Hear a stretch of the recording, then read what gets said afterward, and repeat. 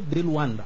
Funcionava de frente à sede do MPLA na Vila Alice. Portanto, era ali onde está o Comitê Provincial do MPLA na Vila Alice, era ali que funcionava a direção central do MPLA antes das eleições. O MPLA era ali a sua representação oficial em Luanda. Eleições que não virão a acontecer. Que não virão a acontecer. Mas estava a dizer que a uma determinada altura, Agostinho Neto chama-nos e só mais tarde viemos a saber que isso tinham sido instruções do Rosa Coutinho, como dizem, primo da Maria Eugênia Neto, que era parte integrante do processo de descolonização da Angola. Agostinho Neto diz: meus senhores, nós não vamos fazer eleições. A independência não se entrega, arranca-se. E nós temos que arrancar a independência. Aqui não haverá eleições. Primeiro, porque a independência não se entrega, arranca-se. E segundo, que se formos eleições, o MPLA perde. Quem está em condições de ganhar as eleições neste momento é a UNITA, dizia Agostinho Neto. Como? E explica. Veja bem, que se nós funcionarmos na base tribal, o MPLA só tem 3 províncias que falam Quimbundo, que é Luanda, Bengo, Malange e Kwanza Norte. A FENELA tem um bocado mais, que é o Bazacongo, Soi e Uigi. As eleições iriam e vão ser ganhas pela UNITA, porque a UNITA tem o resto das províncias, na altura de distritos, que compõem Angola. Todos eles falam Ovimbundo, falam Umbundo, e se houver eleições, a UNITA ganha esmagadoramente. Por isso, vamos utilizar o plano A. Fazermos confusão e corrermos com esses lacaios daqui. Então foi pela primeira vez que eu ouvi o termo lacaio. E agentes do imperialismo, porque a nossa opção é socialista e comunista e temos que correr com esses homens. Nós éramos jovens, mais militares do que políticos, só agora que eu fiz cursos e me inteirei de outras nuances da política do MPLA, nós aceitamos que íamos fazer. E então começam as provocações. E antes das provocações, eu próprio fiz parte ao grupo que foi receber as primeiras armas vindas da Roménia e talvez da Checoslováquia, uma coisa assim parecida, que vieram num barco sob a bandeira da Guiné-Conakry, ali onde estava o Sékou Touré. Esse barco, eu tenho os apontamentos lá no meu diário, atracou nas Palmeirinhas quem vai lá no Benfica, e dali à noitinha fomos transportando as armas para os bairros e distribuímos no Rangel, Sambizanga, Kazenga, Golfe, ali por diante. Pois que quando as provocações começam, não foi diretamente com a UNITA, porque a UNITA podia ser poupada. Mas o maior problema era da FENELA. Primeiro porque eles tinham notado, os dirigentes mais posicionados, eu era do intermédio, então tínhamos a direção, eu estava no intermédio, depois tínhamos as bases. Vimos que a UNITA não constituía força perigosa para o MPLA, nem para nossas forças, mas sim a FENELA, que tinha comandos que não sendo da FENELA, mas sim do exército do Mobutu. E os treinos ou demonstrações que eles faziam punham-nos até de cabeça no ar. Eram indivíduos que saltavam do 7º andar para baixo. Ele via no terraço do 7º andar, deixava cair a AK, a arma deles que eles usavam não era a AK, era mais pequena, parece Sterling ou Uzi, uma coisa assim parecida. E ele, a meio do caminho, conseguia apanhar a arma e punha-se no chão em posição de fogo. Aquilo era incrível. Ele deixava cair a arma, ele mergulhava, a meio do caminho apanhava a arma e no chão ele de pé em posição combativa. Aquilo aterrorizou-nos. Como correr com esses homens? Então temos que fazer o plano B. Envenenar a FENELA perante o povo.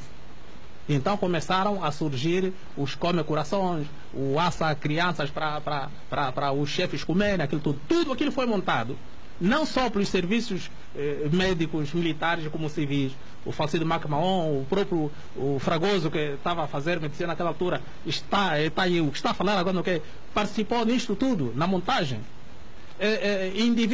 Estas pessoas não que eram mortas não. iam buscar cadáveres na casa mortuária, iam buscar pessoas que já morreram, crianças já morreram, eram lavadas, punham nas bandejas, cortejavam, punham cebola, alho lá por cima, não sei o quê, e punham na geleira. Para quê? Para provocar o descrédito. E isso conseguiu-se. E então todo o povo aqui, FNLA como pessoa, como coração, não sei o que mais. Isso deu a revolta popular. Porque se fosse mesmo só armas com armas, nós não aguentaríamos o ELNA da FNLA.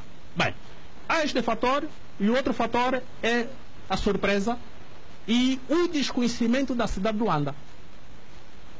O comando geral deles, do ELNA, da FNLA, era ali na direita, no Kazenga, no tanque do Kazenga.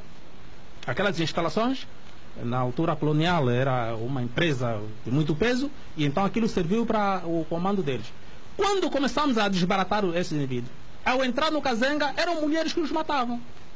Mulheres, porque eles não sabiam os becos, não sabiam onde é que a saída, sabe que ali há áreas onde você pensa que tem saída, não, você entra e não tem saída. E então aqueles miuditos da OPA e da Jota eram as iscas. Quando eles se põem de bandada a fugir e nós aí com os tiros atrás, ele chamava, mano, irmão, entra aqui tem saída para sair de lá. Ele entrava, coitado, a ser acossado pelos tiros aqui atrás, entrava num beco, quando se deparasse lá à frente, não tem saída, ao virar, uma cacetada na cabeça e lá estava o homem estendido. Foi assim que a FNLA foi derrotada. Depois entraram em pânico, porque os ataques eram simultâneos, no bairro Popular, no Kazenga, no Sambizang, em todo o sítio onde houvesse delegação da FNLA. Bem, o Dr. Savimbi, estrategicamente, ordena a retirada das suas tropas em Luanda. Ao concentrar as suas tropas em Luanda, para sair, há o genocídio que se verifica no Pica-Pau, onde cerca de 50 ou 60 jovens estavam à espera para seguirem para o quê? À noite vêm lá aqueles indivíduos que infelizmente também foram mortos no 27 de maio, Urbano de Castro, o Sabata e outros, e chacinam aqueles miúdos. Bem, então a UNITA foge, desaparece, vai mais para o sul, e fica a FNLA também desaparece, e então ficam alguns focos. Esse período todo foi desde junho até a 11 de novembro. De 75. Corrido os elementos da FNLA e da UNITA, então Agostinho Neto proclama a independência. Proclama a independência, sendo assim eu parte artífice das engenharias feitas pelo MPLA Agostinho Neto para o poder. Por isso é que eu digo, eu sou parte integrante do MPLA e do poder, porque eu fiz parte dos elementos que colocaram Agostinho Neto e o MPLA no poder. Ok. De 75 a 77, vamos chegar já à resumir um bocadinho. 27 de maio. 27 de maio. Bem, então fizemos com que o MPLA e o Agostinho Neto assumissem o poder e demos o benefício de dúvida. Agostinho Neto governa 1 ano e meio, sensivelmente. Mas durante esse governo do MPLA... Mas essa perspectiva é que o senhor Coutinho, que ele diz ao Dr. Agostinho Neto e ao MPLA de que a independência não se dá, mas sim arranca-se, desta forma devia-se escorraçar a UNITA e a FNLA de Luanda. Como é que o Dr. Agostinho Neto geriu esta... Não, porque geriu não só este fator das forças portuguesas. Algumas forças portuguesas estavam interessadas que o MPLA, que fosse o MPLA assumir o poder. Mas o maior problema não foi só das forças portuguesas, foi de temer as eleições. Temeu as eleições, quer dizer, se houvesse eleições a UNITA ganhava, como eu já disse. Então, para que não ganhasse, tinha que haver confusão. Portanto, Agostinho Neto aderiu imediatamente àquele pensamento, tendo em conta a perca das eleições que se avizinhavam. Bem, Agostinho Neto está no poder e então forma o primeiro governo, que é aquilo que a gente já sabemos. Ministro da Defesa é branco, o chefe da Segurança é branco. E ali surge aquilo que o Nito, que as pessoas alcunham o Nito Alves de que era racista. Não era racista coisa nenhuma. Ele disse coisas que eram verídicas, que hoje estão aí à vista. Qualquer das maneiras, os comandantes do MPLA e concomitantemente alguns membros do Bureau Político do Comitê Central viam e percebiam que o que nós tínhamos programado para a independência não é o que estava a acontecer. Esses comandantes, esses dirigentes políticos do MPLA viram que Agostinho Neto estava a se desviar da linha traçada para a independência total e completa que nós advogávamos. Esses comandantes viram que Agostinho Neto, inclusive, já estava a trair os guerrilheiros que tinham morrido pela independência e outros tantos que tinham vindo e estavam a ser subalternizados. Onde é que estavam os desvios? Os desvios estavam na opção política, que nós não estávamos a ver comunismo nem socialismo nenhum, não sabíamos o que é isso, nós só queríamos um governo que nos desse liberdade total e completa, onde a educação fosse para todos, saúde, justiça e tudo, e acima de tudo, o que Agostinho Neto dizia, é o pão para todos. Esta Angola vai ser para todos nós. E 1 ano e meio vimos que já havia discrepâncias, já havia diferenças, já havia corrupção, já havia enriquecimento e já havia inclusive a não participação do povo nas decisões, por um lado, e por outra, já estávamos a ser subalternizados por elementos que estavam a se incorporar no MPLA. Portanto, e aqui onde nós chamamos os militantes da primeira hora e os da 20ª hora. Portanto, os elementos que começaram com a luta e os outros que entraram depois do 25 de abril. Mas os brancos que a senhora se refere também não participaram da luta para a conquista da independência, aqueles que estiveram do lado do MPLA? Mas nós tínhamos, outros partidos? nós tínhamos uma opção, que colmataria isto. Nós não estávamos contra os brancos nem os mulatos que chegassem ao poder. Simplesmente haviam cargos que não podiam ascender. Como que é? Veja bem, eu tenho a Constituição Portuguesa que acabou no 25 de abril de 74. Dizia, e tenho lá, o branco, nascido das colônias Angola, Moçambique, São Tomé, Cabo Verde e ali por diante, não podia ascender a cargo de deputado, ministro, general e presidente do tribunal. São 4 categorias em que estes brancos não podiam ascender, não podiam chegar a estes postos por nascerem fora do Portugal continental. E nós tínhamos mais ou menos esse modelo. O branco, o mulato, podiam estar conosco. Podiam estar, sim senhor. Mas se nós corremos com o branco que é o pai dele, como é que vamos pôr no município ou na província um branco para governar ali? E o Agostinho cometeu esse erro. Porque o povo ali via, bem, mas então corremos com o branco, agora está o filho dele. Mondanhoca, em Quimbundo, isso, Mondanhoca, quer dizer, filho de cobra é cobra. E essa tese é dos mais velhos, não sou eu que estou a inventar. Por isso é que Agostinho Neto aqui começou a desviar-se dos objetivos da luta e a criar confusão. Porque eu, na altura, entendia que a luta era feita contra o colono português e não contra o povo português ou contra o branco. Bem, se não era contra o branco, era contra o colono, isso na versão política oficial, mas o meu avô não entendia isso. O meu avô sabia que o inimigo é o branco. Ele não sabia ser colono, podia chamar aqui colônia, mas o branco é o inimigo. E Agostinho Neto, ao cometer esses erros, começou a se distanciar dos objetivos. E essas contestações eram discutidas a nível do bairro e a nível do Comitê Central. E eu recordo-me que Agostinho Neto, porque a nível das Forças Armadas, a nível das FAPLA, eu era membro do Comitê de Defesa da Guarda Provincial, aquilo que eu chamo o GP. Agostinho Neto tinha Comitê de Combatentes da Guarda Provincial. Eu tenho esse cartão. Comandantes, andava civil, com uma AK no bolso ou no carro, mas nunca fardado. E eu fazia parte da última linha da Agostinho Neto. Recordo-me, tenho ali as agendas, acompanhei Agostinho Neto em 2 reuniões com mais velhos, uma aqui no bairro Popular junto à igreja Santana, moravam uns mais velhos de Catete, ali estavam 8 mais velhos de Catete, mais velhos da Agostinho Neto. Eu não vi lá ninguém ali que era menor da Agostinho Neto. Agostinho Neto reuniu-se com aqueles mais velhos ali e passado outros 15 dias ou 20 foi se reunir com outros no bairro Operário. Eu fazia parte da escolta da Agostinho Neto. E ali não houve sirenes, não houve escolta, não houve armas da rua, não. O Agostinho Neto foi num Volkswagen com um chapéu de palha, aquele que nós chamamos de zamba, aquele chapéu tipo de camponês, sentado aí atrás, mais alguém ao lado dele, o motorista, e nós íamos em outros carros. Posto ali o carro de um e do outro ficavam à distância, ia-se a pé, ninguém deu conta que o Agostinho Neto está a entrar ali, as crianças continuavam a brincar e ali se reuniam. Isso só para dizer que Agostinho Neto era intimado, era chamado para vir ouvir os mais velhos. Ouvir os mais velhos. E ele vinha. E muitas vezes lhe disseram: rapaz, estás a governar mal, o que é que tu queres? Primeiro que já cometeste um erro. Tu foste estudar e trouxeste lá uma mulher branca. Esta mulher branca é que é a nossa mãe. Maria Eugênia Neto um dia vai ter que me agradecer. Porque se o 27 de maio pega, e eu já tinha dito isso, Maria Eugênia Neto seria divorciada e metida no avião de regresso para Portugal. Porque aqueles mais velhos do 4 de fevereiro já tinham uma Madalena de catete preta preparada para Agostinho Neto. Só que Agostinho Neto aceita a ideia, mas diz: não posso divorciar minha mulher assim. Vocês é que têm que exigir. E essa exigência seria na tal manifestação no Palácio no dia 27 de maio, onde o povo iria obrigar Agostinho Neto a dissolver o Comitê Central do Jogo Político e mandar embora a Maria Eugênia Neto para se casar com uma preta angolana, africana, que para manter esta manifestação não deve se transformar no golpe de Estado que é alegado? Essa manifestação não seria nem golpe de Estado, nem insurreição popular.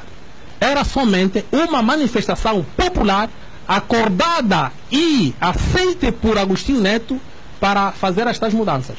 Agostinho Neto não queria ser cúmplice, não queria ser o culpado da dissolução do Comitê Central, do Comitê Central e o Jogo Político e do casamento. Mas ele aceita se isto fosse feito pelo povo, numa manifestação. O povo dizia: Agostinho Neto, você não pode ter mulher branca por causa disso. Por favor, divorcie essa senhora, cria as condições e manda embora. E Agostinho Neto virava a sua esposa e dizia: estás a ver? Vamos nos separar, mas nem minha vontade, é a vontade do povo. De igual modo o Comitê Central.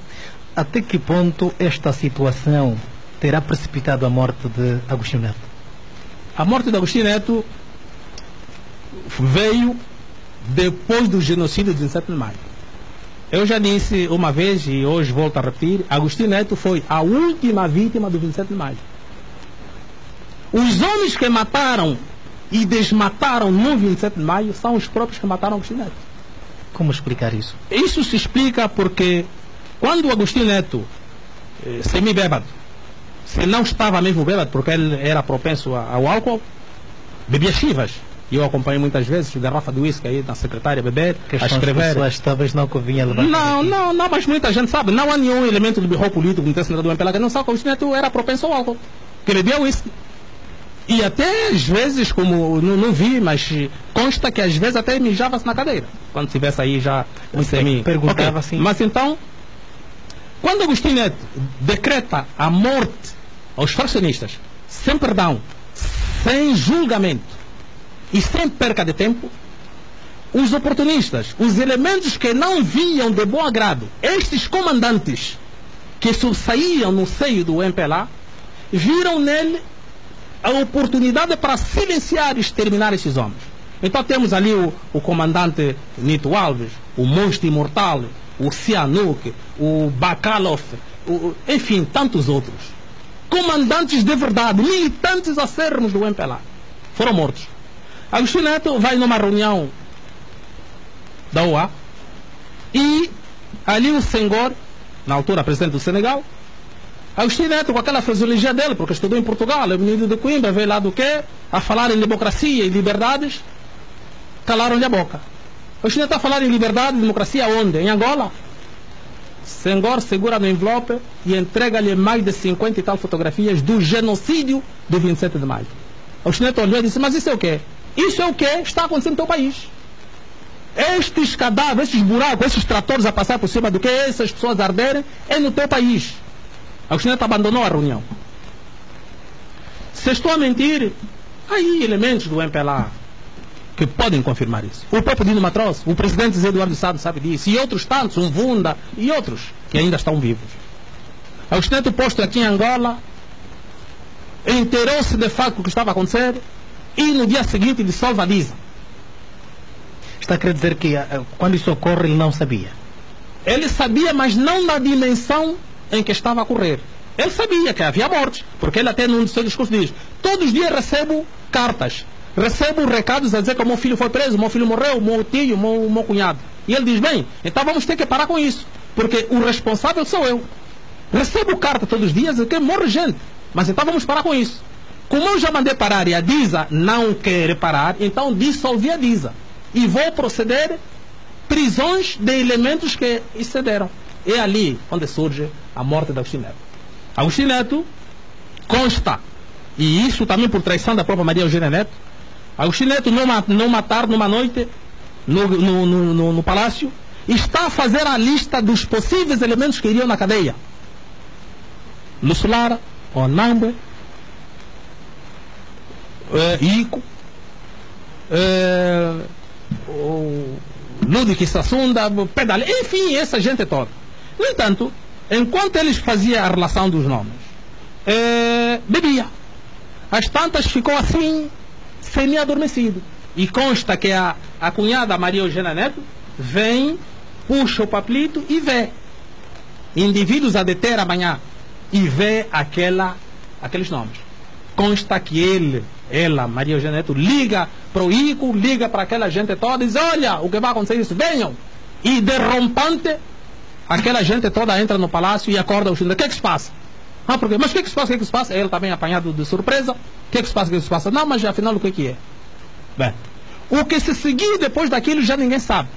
O que se sabe é que Agostinho Neto depois ficou doente. Ficou doente ao ponto de morrer em Moscovo, nas circunstâncias em que morreu, com uma explosão interna. Agostinho Neto explodiu por dentro. Todas as vísceras ficaram desfeitas. Todos os órgãos internos ficaram em papa. Sabe-se que o Dr. Agostinho Neto morreu em 1969. Sabe-se o período que ficou incomodado? Menos de um mês. Menos de um mês. O Agostinho Neto não ficou doente muito tempo. Ele era médico e tinha um assistente. Então foi-lhe injetado um veneno de explosão rápida. Quer dizer que ele não iria sentir nada durante os efeitos do veneno. E quando ele sentisse, já estava morto. Porque ele saiu daqui já... Só restam-nos 11 minutos. Se é possível, vamos aflorar um pouco a questão que tem a ver com a união de tendência e também o COIEMA em 10 minutos. Fim o 27 de maio, 27 de maio levou as mortes que levaram, embora haja a contradição. Há aí um ex-deputado do MPLA, quando eu falei em 80 mil, ele escreveu e enviou um recado a dizer: não, Silva Mateus está a exagerar, não são 80 mil, são só 30. Quer dizer que só 30 mil é pouca gente. Tanto, o balanço anda entre os 30 para o governo MPLA, outras comunidades internacionais falam em 60 e nós vamos por 80. Qualquer das maneiras, durante aquele tempo de partido único, nenhum fracionista, nenhum elemento, nós que temos sobrevivido ao massacre do 7 de maio, pôde abrir a boca para dizer nada. Dá-se, entanto, o multipadarismo, a mudança e surgem os partidos. Eu fiz parte da criação do PRD, porque o PRD foi fundado e criado por sobreviventes do 27 de maio, só que cometemos o erro de meter o Luís do Espaço à frente daquilo, que não tinha experiência política nem militar, porque tinha ingressado nas Forças Armadas depois do 25 de abril, portanto não tinha muita experiência, e deu pelo que deu, o PRD foi à vida. No entanto, criamos a Fundação 27 de Maio como símbolo da existência do fraccionismo. O 27 de maio está imortalizado pela criação da Fundação 27 de Maio, que há coisa de 10, 15 anos tem estado a debater, escrevendo, pedindo audiências, encontros com os membros da direção central do MPLA. Coisa essa que nunca houve nem resultado, nem um apelo do lado deles. A única coisa que fizeram foi quando nós queríamos fazer uma manifestação gigantesca, eles fizeram uma declaração a pedir calma, tolerância, que vinha resolver o problema. Passado mais 5 anos não resolveram, queríamos sair outra vez da rua, isso em 2012, e novamente fizeram aquela declaração a dizer sim, nós temos razão, mas tenham calma, vamos resolver, e não resolveram. Conclusão, o 27 de maio está imortalizado pela criação da Fundação e nós vamos fazer o que nos compete. Algumas famílias das vítimas do 27 de maio que se revêem nesta Fundação? A maioria estão sim inscritos, são filiados. E não só, agora temos também os filiados por aderência, por simpatia. Quer dizer que leram e viram o perfil e as causas e motivos do 27 de maio e aderem. Okay. Nós temos sócios merimentos. Bem, não obstante a isso, criação do 7 de maio, a Fundação do 7 de maio. Sim. Agora temos um outro dado que é político do meu lado. Quando eu apareci para reivindicar o meu lugar no MPLA, não houve resposta. Escrevi N de cartas para o Comitê Central, para o Birro Político, inclusive da reivindicação. A reivindicação é de que nós, inclusive eu, que na altura do 27 de maio era membro da Comissão Diretiva Provincial do Luanda, que era hoje, ou que é como hoje, o Comitê Provincial. Ok. Então, e dentro deste eu era membro do DOME, do Departamento de Organização de Massas. Os comícios feitos em Luanda, Malange e em Kisama foram coordenados, onde eu vou trazer fotografias. Aliás, estamos a fazer agora o documentário de tudo isto, onde vão aparecer as fotografias. Não há nenhum dirigente do MPLA que subisse na tribuna para falar se não tivesse o meu aval. Porque eu era, já naquela altura, ativista político credenciado e concurso feito de ativista político. Resumindo o tempo, pois. Ok. E então... Qual a condição que o senhor pediu para ser reintegrado à direção do MPLA? Primeiro é que eu digo que sou militante do MPLA. Eles não, você foi expulso. E eu retorno dizendo que não fui expulso porque nunca houve um processo contra mim.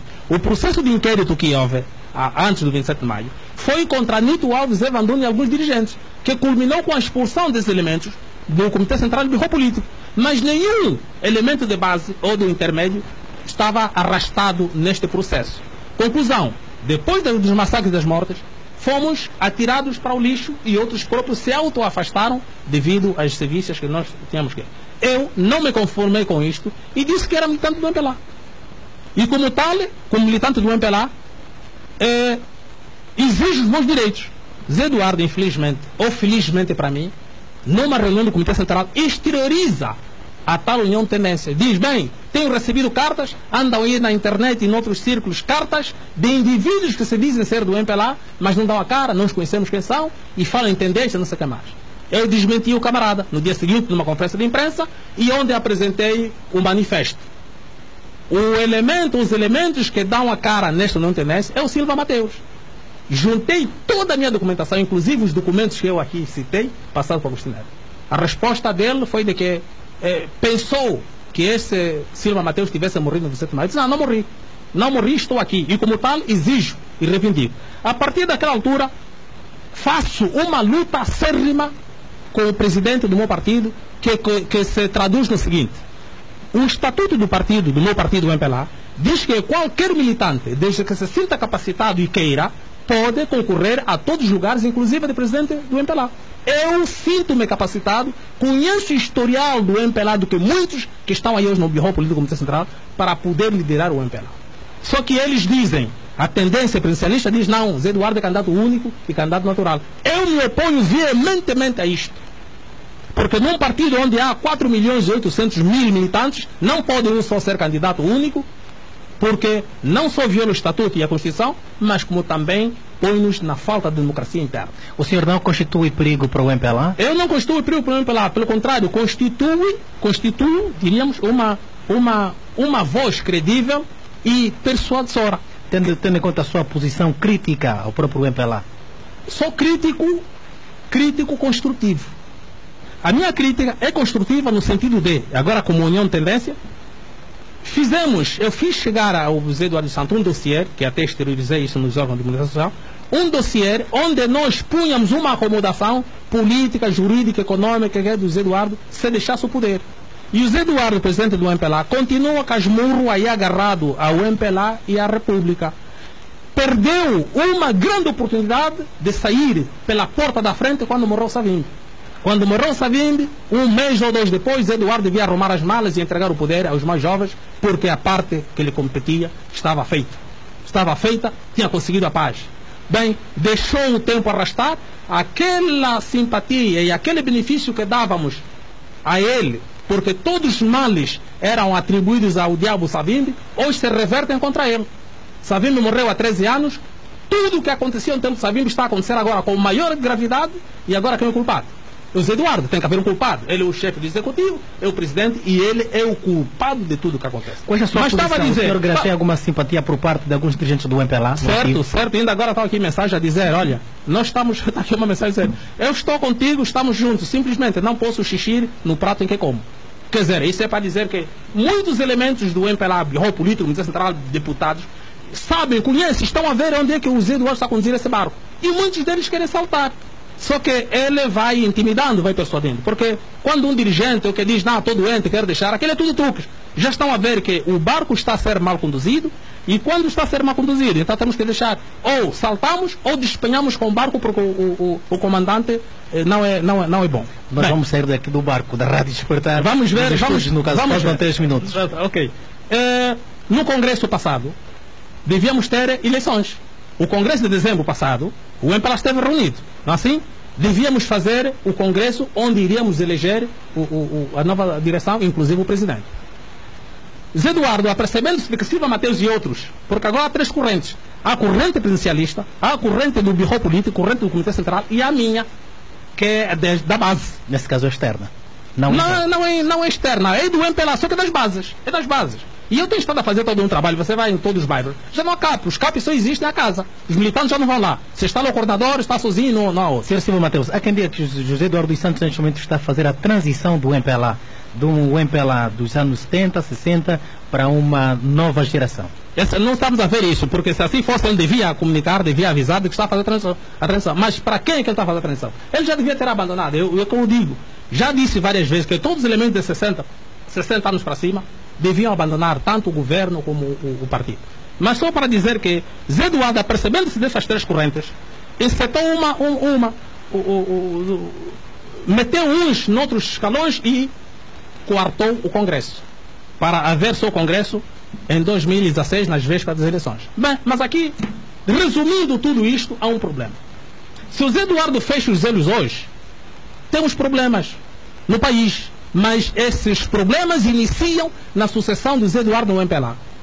O Manuel Vicente, atual vice-presidente da República, não tem arcabouço para, num Congresso, ser reconduzido ou ser eleito para presidente do MPLA e, consequentemente, cabeça de lista. É que essa é a Constituição diz. Não, a Constituição diz para República. Mas ele, antes de ser nomeado como vice-presidente, antes de ser nomeado presidente da República, a não ser que seja neste mandato.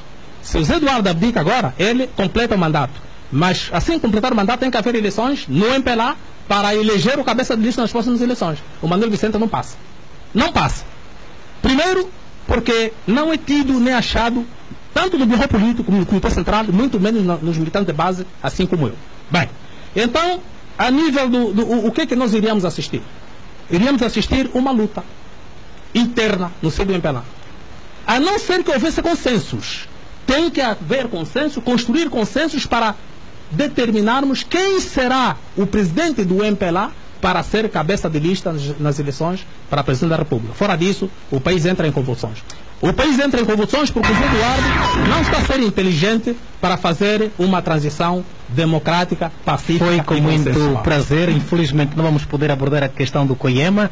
O nosso convidado foi o Sr. Silva Mateus Serrote Simão, esteve a garantir a técnica o Sr. Queiroz Anastácio Chilúvia. Prometemos estar consigo noutros momentos. Até lá, nosso muito boa tarde, boa tarde.